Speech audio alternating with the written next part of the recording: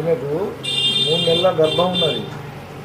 ఒకసారి వాంతి అయింది, చక్కెర వచ్చి అడ్డం పడ్డది కదా, వీక్నెస్ బాగున్నది. మంచి మందులు రాసిస్తా, అవి వాడుండ్రి. ఈ మందులు వాడుండ్రి, టానిక్ గోళీలు వాడుండ్రి.